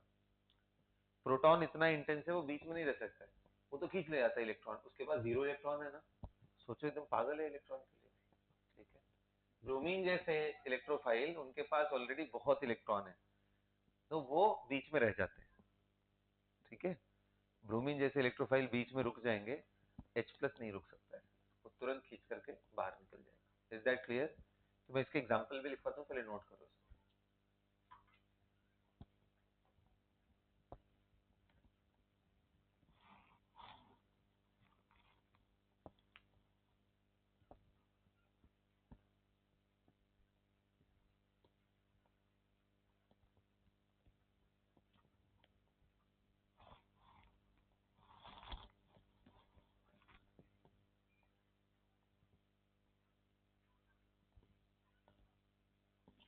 कर लिया बडीज? Buddies over. चलो अब एक एग्जांपल लिखवाता हूँ, चलो अच्छे से दिखा लेना। This is mechanism. ये जो पूरा डिटेल डिस्कशन होता है ना, कैसे कैसे बॉन्ड शिफ्ट हुआ, क्या बना बीच में, इस पूरे पाथवे का जो सीरीज है इसको मैकेनिज्म बोलते हैं। बताओ क्या ये वन स्टेप रिएक्शन हो सकता है? नहीं, क्योंकि पहले इससे ये बना, फिर इसके आगे ये गया, अब इसके आगे भी रिएक्शन खत्म नहीं हुआ है, अभी तो कार्बोकेटाइन बना है, इसके बाद कोई न्यूक्लियोफाइल अटैक करेगा फिर। तो it is a 3 step reaction, complex reaction.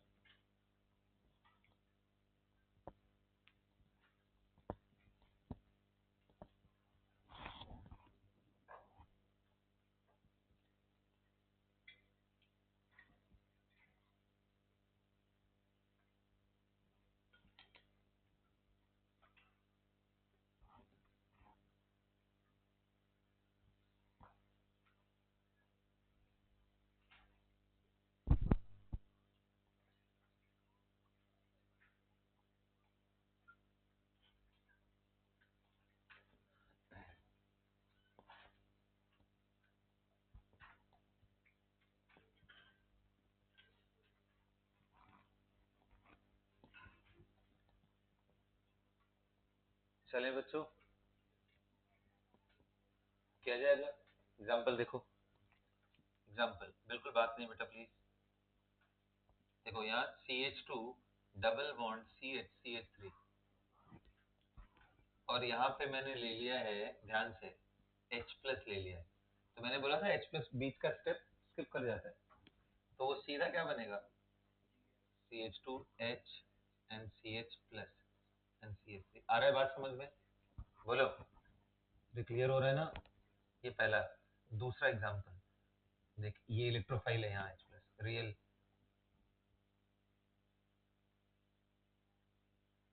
एक बात बताओ, अगर मैंने ऐसा कर दिया तो क्या बनेगा? बनाओ इधर राइट साइड, थर्ड, करो करो करो, देखो तो, देखिए तुम लोग का दिमाग अभी कितना एक्टिव है। I just need to check it.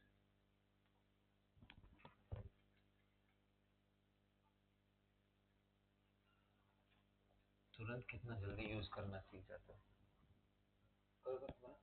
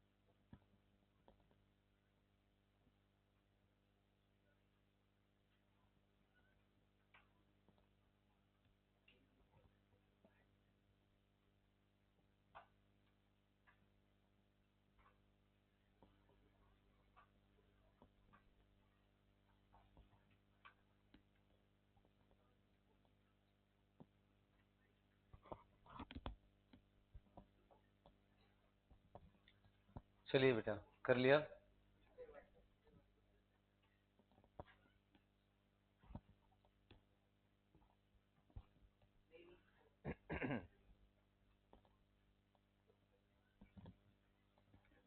चलो चलो चलो जल्दी कर दे। बताओ बताओ, मैं एच किस पे जोड़ू, इस पे या इस पे, राइट में या लेफ्ट में? देख एच जिस पे जुड़ेगा, जैसे मान ले एच प्लस यहाँ है ना, तो ये पाई ऐसे जाएगा, इसके साथ टूटा तो इस पे प्लस आएगा। बताओ प्लस राइट पे डालो, मतलब जहां एच जुड़ेगा उसके बगल वाले पे क्या आएगा? पॉजिटिव। कौन सा, ये प्लस बनाना ठीक है या लेफ्ट साइड में? यही है, क्योंकि ये 3 डिग्री, 3 डिग्री ये ज्यादा स्टेबल है। समझ में आया? बोलो कितने लोग का सही हुआ ये? अरे इसमें क्या था, ये बच्चे जैसे।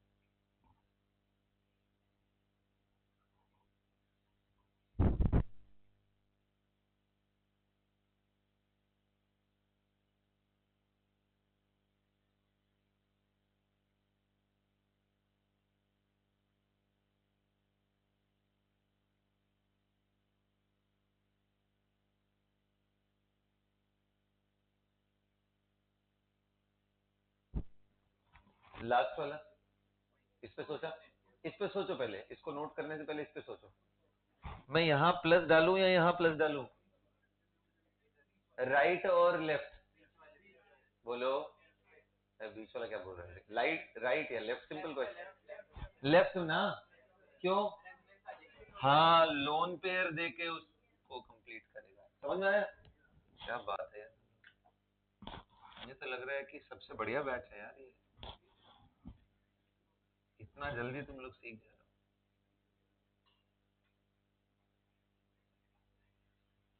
क्योंकि ये रेजोनेंस स्टेबलाइज्ड है, इसलिए यहाँ पे।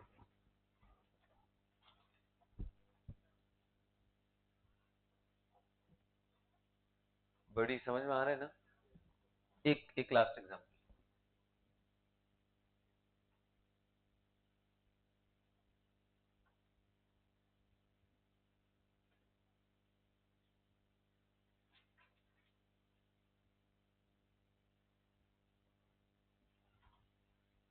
एक काम करते हैं, थोड़ा सा चेंज होगा।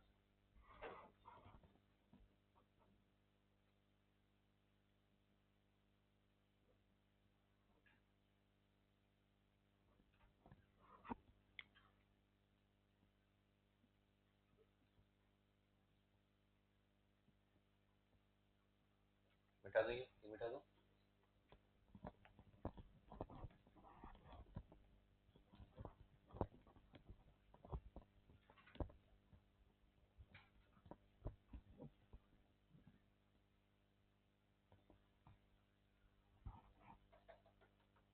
बोलो।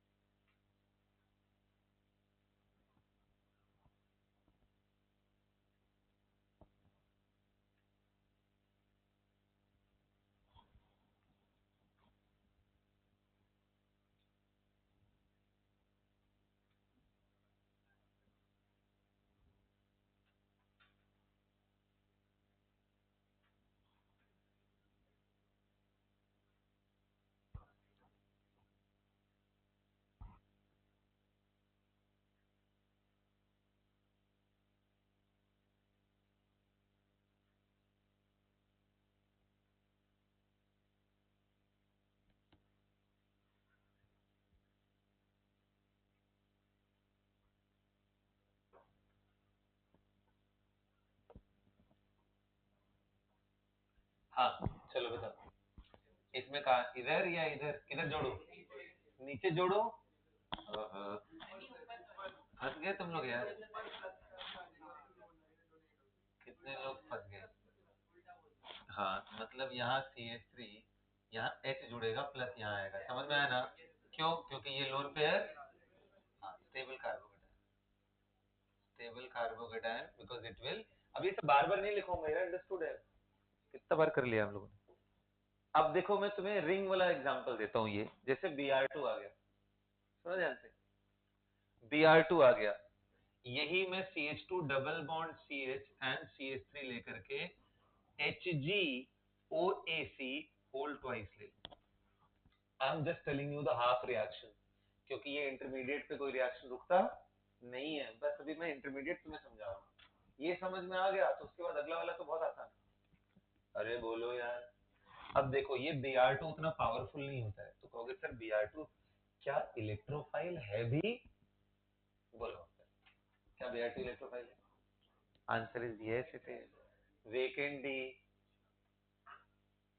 समझ गए, सब पे प्लस हो, डेफिशिएंट हो जरूरी तो नहीं है। तो ये Br2 जब इस पे अटैक करेगा तो ये रिंग बनाता है। कैसे बनाता है वो मैं कहानी बताता हूँ, लेकिन पहले ये ऐसा, इसको बोलते हैं कार्बोकेटाइन नहीं है, it is not a true carbocation, it is not a true carbocation. क्यों it is not a true carbocation? Because ये साइक्लिक स्ट्रक्चर पे ही रुक गया। इसका नाम क्या है? Cyclic bromonium ion intermediate. क्या है ये? Similar to carbocation but not exactly. Cyclic bromonium ion intermediate, not a true. ऐसे ही देखो यहां मत, अब एक बात बताओ, इसमें पहले इलेक्ट्रोफाइल पहचानो, इसमें इलेक्ट्रोफाइल कौन है? Hg+2 या OAC माइनस? अरे OAC समझ में आता है, AC क्या कल बताया था ना, what is AC? whenever we say AC it means CH3C double bond O, this one। तो OAC का मतलब क्या हुआ इस पे? अब OAC माइनस का मतलब हुआ CH3C double bond O minus, this is OAC minus. Acetate ion को OAC माइनस हुआ, तो मर्क्यूरिक एसिटेट है ये। क्या है बताओ, इसका इलेक्ट्रोफाइल कौन है? Yes, Hg2+, isn't it? तो बताओ यहाँ पे कौन आएगा, बीच में कौन आएगा इस बार?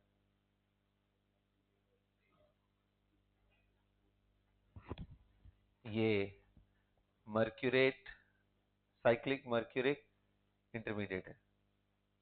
ओके, तो जैसे वो ब्रोमोनियम आयन था वैसे ये mercurous and mercuric, cyclic mercuric ion intermediate. Okay, नाम नहीं भी लिखोगे तो चलेगा, ये स्ट्रक्चर ध्यान रहना चाहिए। Is that clear? Again you can say that this is again not a true carbocation, it is also not a true carbocation। अच्छा, Br2 किसके साथ रिएक्ट किया? नहीं, ये CH2 सिर्फ सॉल्वेंट है, non polar solvent, non polar solvent.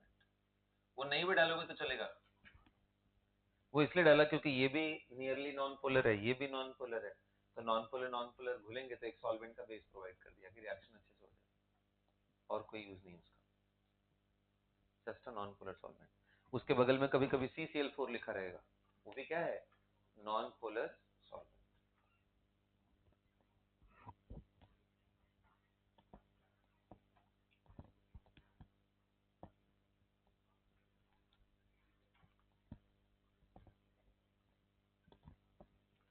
यहां तक हो गया बेटा। इसके बाद मैंने बोला ना, अभी हम सिर्फ फॉर्मेशन सीख रहे हैं कार्बोकेटाइन, रिएक्शन नहीं सीख रहे हैं। इसके बाद अभी जस्ट ये खत्म ही है, इसके बाद देखेंगे हाउ कार्बोकेटाइन रिएक्ट। फिर हमारा रिएक्शन कंप्लीट होगा। अभी कंप्लीट नहीं है, it is just the half reaction. कहाँ पूरा बना? ये पूरा है क्या? ये पूरा है क्या? तब फिर it is also a half reaction, अभी कंप्लीट नहीं है, क्योंकि ये सब इंटरमीडिएट है ना बाबा। इंटरमीडिएट पे कैसे कोई रिएक्शन खत्म होगा इसके बाद? अब मैंने आगे कराया नहीं जानबूझ करके, क्योंकि पहले बनाना तो सीख लो, उसके बाद अभी करेंगे। Just wait for 2 minute, you will get the answer, okay?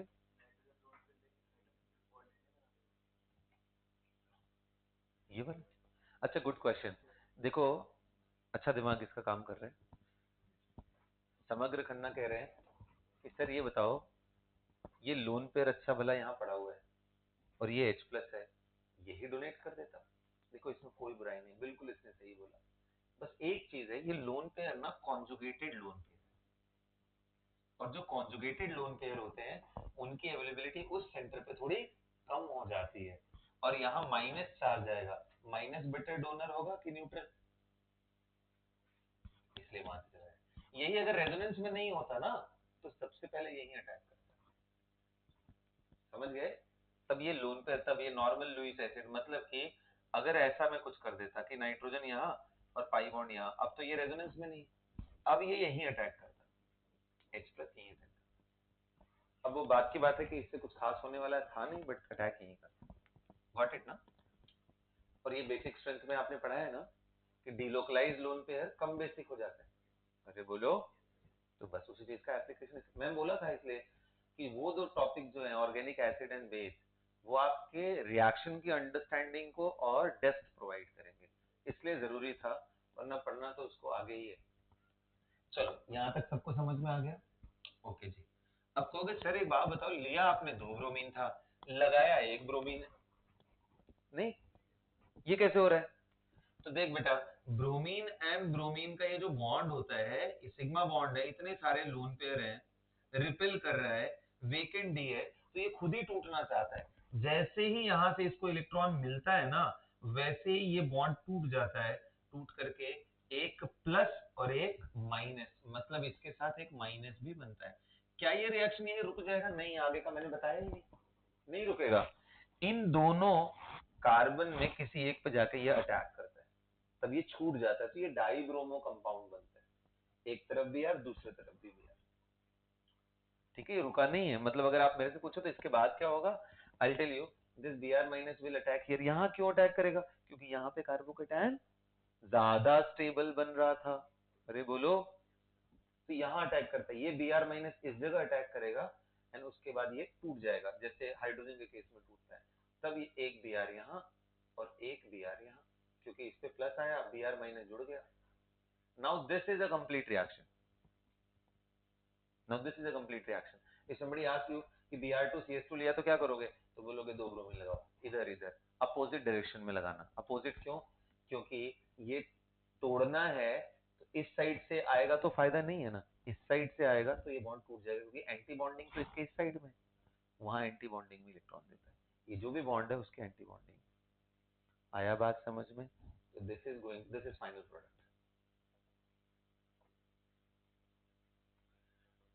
अब कहोगे सर यहाँ इन सब जगहों पे देख, मैंने सिर्फ H प्लस लिखा, मैंने बोला कि HCl लिया है, नहीं ना? अगर HCl लिया होता तो ये जो प्लस बना इसी पे कौन जुड़ जाता फिर? Cl minus, yes, Cl minus, बिल्कुल सही सोच रहे हो। तो वैसे ही मर्क्यूरस एंड मर्क्यूरिक का भी वही केस है, आगे ऐसे करके हम लोग करेंगे। Did you get it? Carbocation formation समझ में आया एल्कीन का? अच्छा, अब एक क्वेश्चन, सिंपल सा क्वेश्चन है, बताओ कार्ब इलेक्ट्रोफाइल के साथ किसका रिएक्शन फास्ट होगा, अल्कीन का या अल्काइन का? जल्दी बताओ answer, I need a quick answer. Alkyne का या अल्काइन का, किसका रिएक्शन फास्ट होगा? लिखो, बल्कि क्वेश्चन के फॉर्म में लिख लो तो इसको, क्वेश्चन के फॉर्म में, क्योंकि ये बेसिक अंडरस्टैंडिंग है question. Arrange the following in increasing order of rate of reaction with electrophile.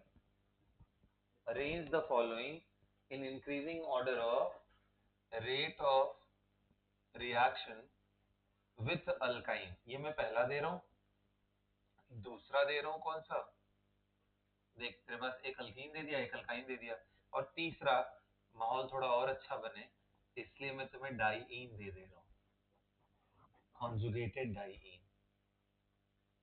Conjugated डाईईन समझ में आ रहा है ना? डाईईन ऐसा भी बन सकता था जो लगातार डबल बॉन्ड हो जाता, ये कॉन्जुगेटेड है मतलब जिनमें रेजोनेंस पॉसिबल। मैंने क्यूमुलेटेड नहीं दिया, एक क्यूमुलेटेड भी होता है, यहाँ डबल यहाँ भी डबल, लगातार डबल बॉन्ड को क्यूमुलेटेड बोलते हैं।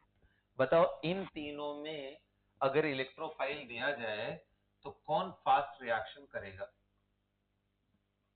कौन क्विकली रिएक्ट करेगा?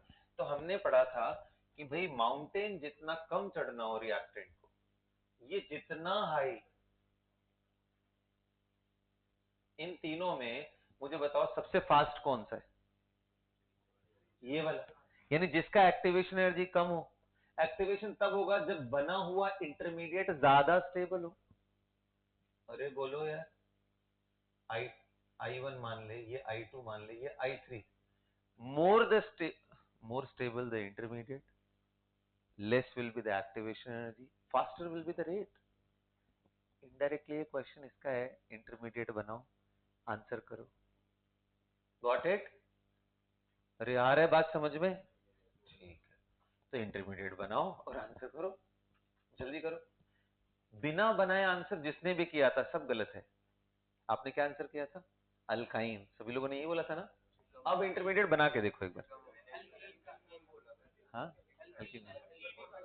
चलो अब तो तीनों में मैंने इसलिए तो कहानी में ट्विस्ट डाल दिया, तीनों में बताओ, तीनों में बताओ, देखिए क्या।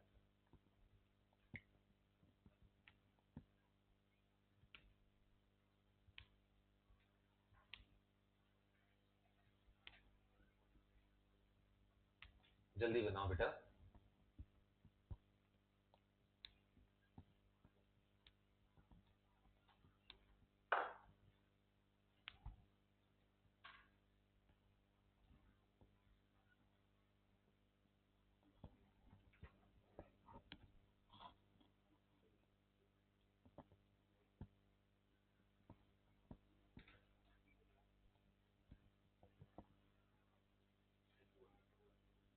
बोल बच्चा। आओ चलो, पहले वाले का कितने लोग कह रहे हैं कार्बोकेटायन ये बनेगा? बोलो, ये कार्बोकेटायन इसका कौन सा बनेगा? यहाँ पे, ये सुनो। और इसका जो कार्बोकेटायन बनेगा आप नेचुरली उस साइड लगाओ बेटा, जिस साइड कार्बोकेटायन ज्यादा स्टेबल हो। तो मैं ई किनारे लगाऊंगा ताकि प्लस यहाँ बने, ताकि इसको रेजोनेंस मिले। बोलो, रेजोनेंस प्लस हाइपर, इसमें 3 and 2 5 हाइपर, और इसमें हाई इलेक्ट्रोनेगेटिव पे 6 electron, 6 electron on high electronegative carbon, sp hybridize. समझ में आ रहा है क्या? ये विनाइल कार्बोकेटायन जैसा नहीं होगा। विनाइल कार्बोकेटायन तो बहुत मुश्किल होती है, इसलिए अल्काइन देखने में लगता है ज्यादा रिच है, बट रिच नहीं, क्योंकि 2 पाई इलेक्ट्रॉन दिखता है ना। रिच बिल्कुल नहीं, वो दिखाने वाला है, शो ऑफ। असली रिच तो ये है, एक ही पाई है लेकिन आराम से दे देगा। इससे ज्यादा रिच ये है, अल्काइन से ज्यादा रिच है। 2 अल्कीन मिल गए तो ज्यादा रिच और कॉन्जुगेटेड, क्योंकि यहाँ रेजोनेंस। तो आंसर क्या होगा? Third will be much more reactive than 2, और ये poor reaction, very poor. Did you get it? तो क्वेश्चन कभी भी आए which will react faster, alkyne और अल्कीन, तो पूछो पहले किस मैकेनिज्म से? इलेक्ट्रोफिलिक अटैक से? Answer alkyne will be better, है ना? तो मैकेनिज्म पूछोगे इंटरमीडिएट जैसा बन रहा है। यहां तक समझ में आया? बोलो। तो ये था अल्कीन एंड अल्काइन पे। इसी तरीके से आप कह लो ऑलमोस्ट लास्ट वाले पे ही हम पहुंच गए, सेकंड लास्ट पे लिखो।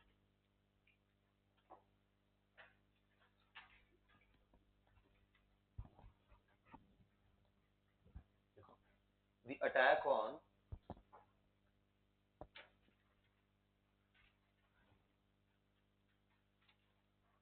the attack of sorry the attack of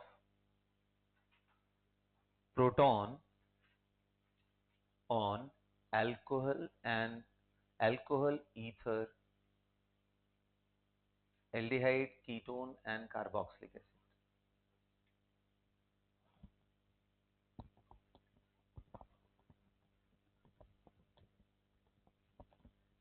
the attack of proton on aldehyde, sorry, क्या, alcohol, ether, aldehyde, ketone, carboxylic acid and acid anhydride, ये सारे के सारे बनते हैं एसिड एनहाइड्राइड। अब देखो समझाता हूँ कैसे, जैसे देखो ROH यही अल्कोहल होता है। अब बताओ इस पे मैंने प्रोटॉन डाल दिया, ध्यान से सुनना, प्रोटॉन डाल दिया, तो जब आप ROH पे प्रोटॉन डालोगे तो क्या बन जाएगा, ये ROHH पॉजिटिव बन जाएगा। बोलो क्यों, यहाँ पे लोन पेयर था, इसने एक्सेप्ट कर लिया, लुईस एसिड बेस रिएक्शन। अब मुझे बताओ OH माइनस अच्छा लिविंग ग्रुप होता है या H2O? कल मैंने पढ़ाया था आपको कि weaker the base best will be its leaving ability। कौन बेटर लीव, H2O, क्योंकि OH minus is a powerful base, H2O तो कोई बेस थोड़ा। तो अब ये लीविंग ग्रुप, ये क्या बन गया, एक लीविंग ग्रुप। ध्यान देना, OH ऑफ कोर्स खींच रहा है, लेकिन H2O प्लस बनने के बाद ये बहुत ज्यादा खींचता है, और इतना खींचता है कि फाइनली अपना इलेक्ट्रॉन लेके चला जाएगा, और लेके चला गया तो R गरीब हो जाएगा, H2O ऐसा, इसको रिवर्सिबिलिटी दिखा देगा, मतलब री अटैक भी हो सकता है। तो क्या मैं सीधा यहाँ लिखूं R प्लस एंड H2O, क्योंकि ये गुड लीविंग ग्रुप हो गया था, ये इसका मैकेनिज्म। अब कितने लोग कह रहे हैं कि ये अल्कोहल का कहानी लिखवाया मैंने पहला, उसका मैकेनिज्म। ऐसे कितने लोग कह रहे हैं सर ROR रहेगा और यहाँ आप H प्लस डालोगे तो ये बन जाएगा RORNH, एंड कितने लोग को फिर कह रहे हैं ROH एक लीविंग ग्रुप बन जाएगा। फिर अगला स्टेप क्या हो जाएगा, R plus and plus ROH। ये सुनो, फर्दर H प्लस है तो इससे भी क्या बन जाएगा, कार्बोकेटाइन, क्योंकि अल्कोहल से जैसे बना। बोलो नंबर 3, एल्डिहाइड एंड कीटोन से कैसे, तो देखो RC डबल बॉन्ड OH, यहाँ लोन पेयर है, बोलो लोन पेयर है ना, तो कितने लोग कह रहे हैं प्रोटॉन डालोगे सर तो ये बन जाएगा RC double bond OH positive. ये सुनो, बोलो। अब यहाँ कोई लीविंग ग्रुप नहीं है, क्योंकि OH माइनस का भी लीविंग ग्रुप, यहाँ सिर्फ एक स्पेशल रेजोनेंस से दिखा सकते हैं। वो स्पेशल रेजोनेंस कौन सा था, ये वाला, जिससे ये रेजोनेंस इसलिए दिखा रहा हूँ, RCOH lone pair and positive charge on carbon. ये सुनो, अरे ये रेजोनेंस ही है ना, क्योंकि इसका लोन पेयर देते तो ये बन जाता है, लेकिन बन तो गया ना कार्बोकेटाइन, मेरे को कार्बन पे प्लस चाहिए। सो दिस इज आल्सो, तो ये एल्डिहाइड का अटैक, ये एल्डिहाइड है, ये क्या है, ईथर, ये क्या था, अल्कोहल।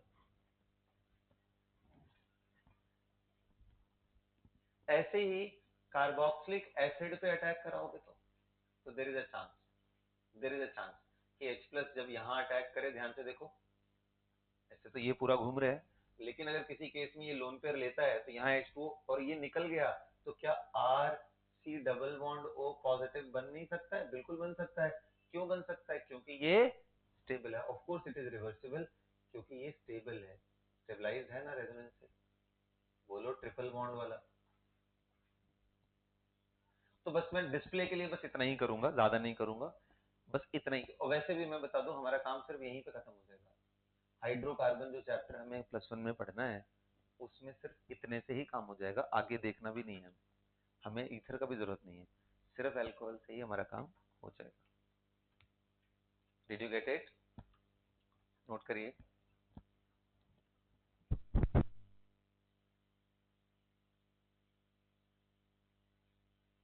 कार्बोक्सिलिक एसिड वही H2O का लोन, OH का लोन पेयर ले लेगा, ऐसे रिएक्ट करते हैं। अगर वीक एसिड के सामने स्ट्रॉन्ग एसिड ला दो तो वो लोन पेयर उसका खींच लेता है। इसलिए तो रिवर्सिबिलिटी दिखाया कि ये रिएक्शन ऐसा नहीं है कि एसिड बेस की तरह की इरिवर्सिबल है, ये रिवर्सिबल है, मतलब ग्रेटली लेफ्ट में ही रहेगा, बट हमें थोड़ा भी कार्बोकेटाइन मिल गया तो हमारा रिएक्शन आगे चलता जाएगा।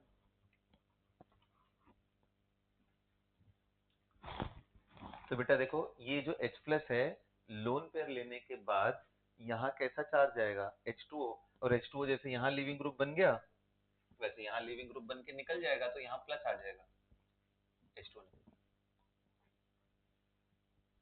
ठीक है, फिलहाल मैं बोलूंगा आप सिर्फ पहले पे ही फोकस करोगे तो चलेगा, बाकी सब तो बस एक नोट के लिए लिखा है, आगे चल के आपको ध्यान रहे। एनहाइड्राइड भी बनाता है क्योंकि असाइल कैटायन स्टेबल होते हैं, RC double bond O positive. बोलो,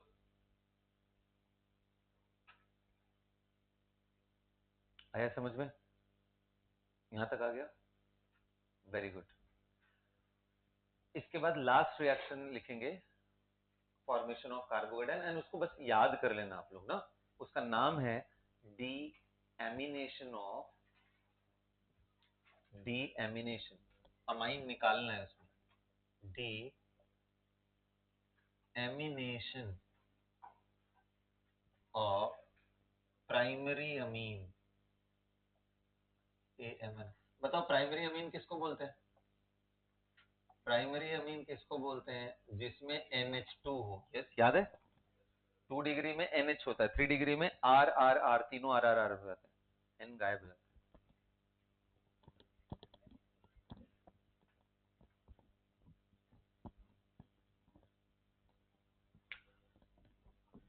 ठीक है, RNH2।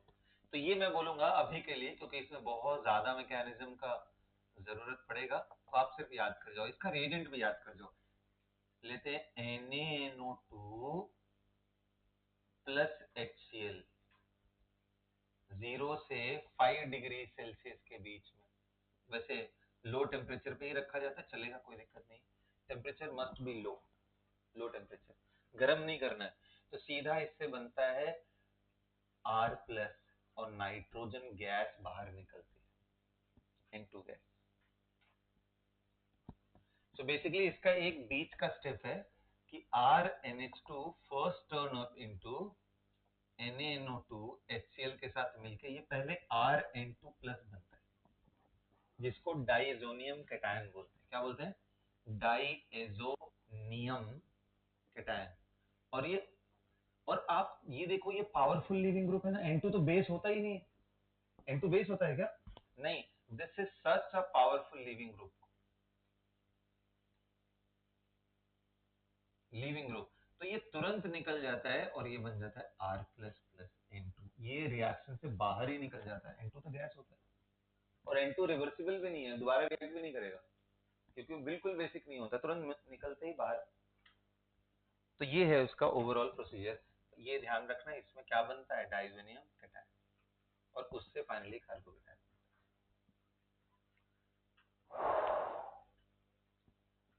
Is that clear? तो आज हमने सीखा कि कार्बोकेटायन का इंपॉर्टेंस क्या है, कार्बोकेटायन बनता कैसे है, और उनके रिलेटिव स्टेबिलिटी के बारे में। सभी को बात समझ में आई? कल का और आज का लेक्चर बहुत ज्यादा इंपॉर्टेंट है। अब इसी पे बेस्ड हम अगले लेक्चर में रिएक्शंस के बारे में देखेंगे। अभी तक सिर्फ क्या देखा है? फॉर्मेशन। अगले लेक्चर में मैं आपको रिएक्शंस ऑफ कार्बोकेटायन समझाऊंगा, हाइड्रोकार्बन के रिएक्शंस भी देखेंगे, और कार्बीन भी अगले ही क्लास में खत्म हो जाएगा। ठीक है, that's all for the class everyone.